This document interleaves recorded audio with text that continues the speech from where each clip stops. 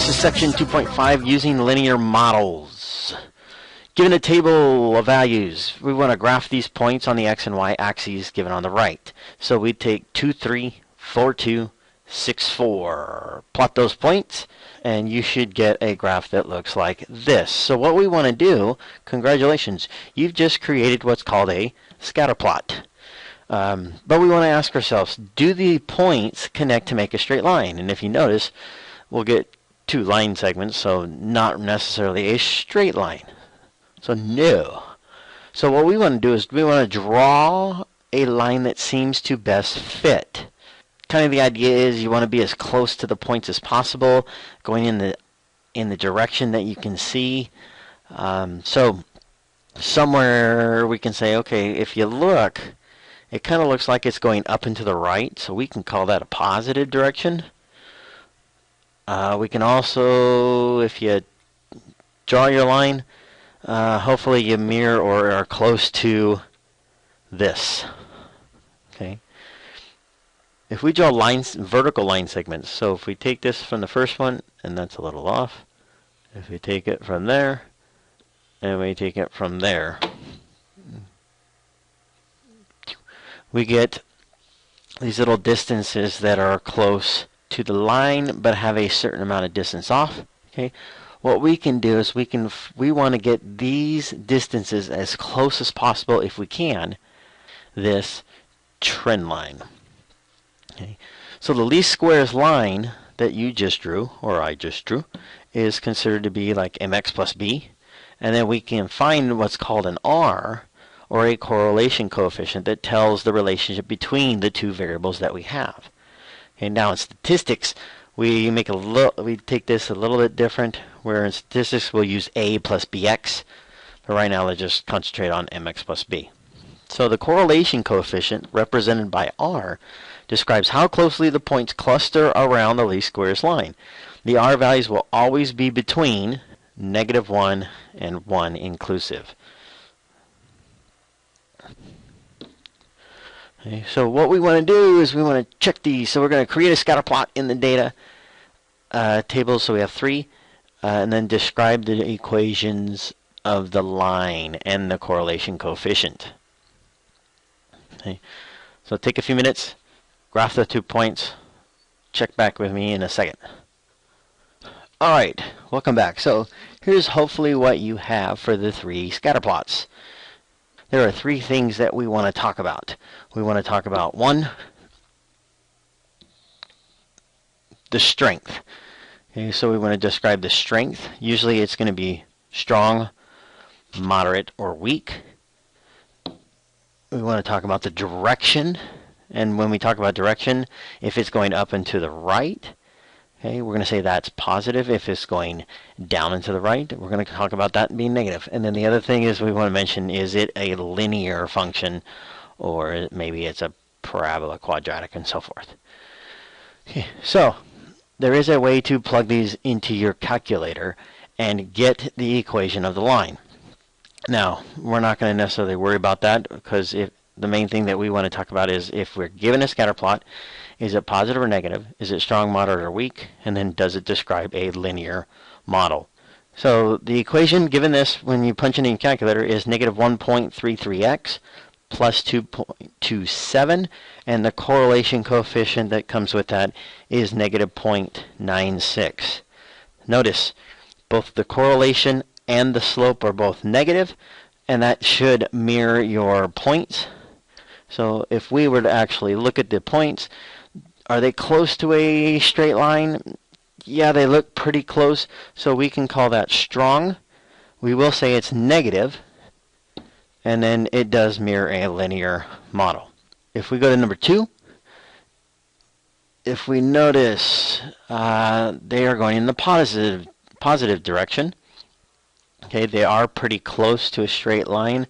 We have that one little off at 0.2, but that's okay. So we'll say it's strong, positive, linear. Okay, if we plug this in your calculator, calculated it, we would see that you do get a positive slope at 0.58x, and the correlation coefficient was 0.9. And number 3, kind of hard tell. You could probably say negative. You could probably say positive. So we can say, okay, maybe this is a weak correlation. We don't know positive, don't know negative. If you calculate the R, you will see that it's 0.07 or very close to 0, which means we really wouldn't have any slope. Add on to this a little bit. What can we say about the correlation? The correlation is negative. The slope is negative. If we know the positive correlation here in number 2, then we know the slope should be positive. And here, when you have no correlation, there is no possible slope. Couldn't tell if it's negative. You might get maybe a really weak negative, weak positive, but we'll just say no possible slope. So, just to summarize, the closer R is to -1 or 1, the better the line fits the points. There is a strong correlation.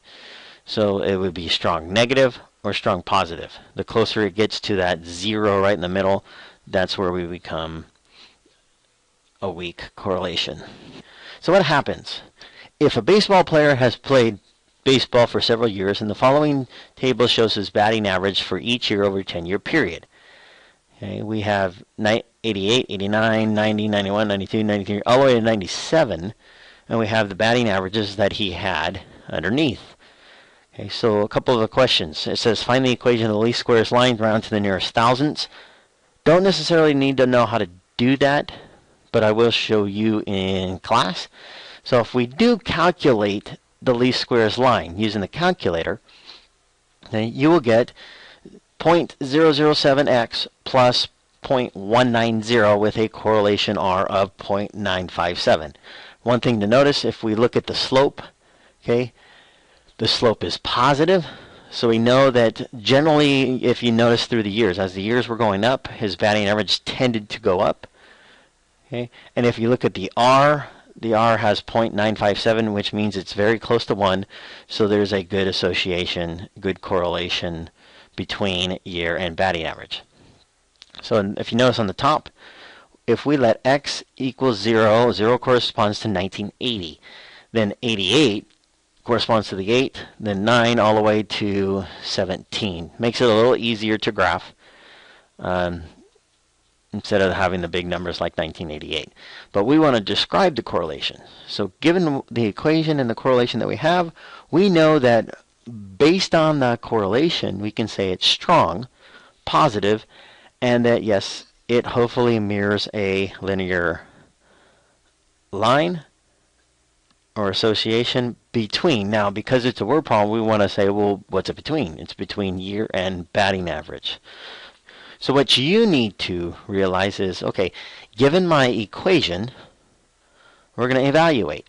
So we're going to use that least squares line to predict a baseball player's batting average in 1999.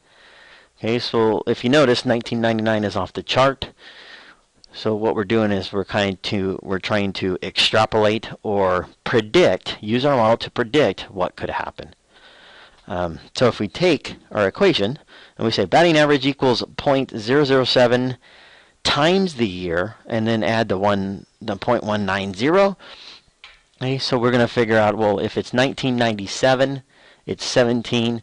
If we want to go to 99, we add 2 more, so that's 19. So if we input 19 into the year, 0.007 times 19, add 0.190, you should get a 323 batting average.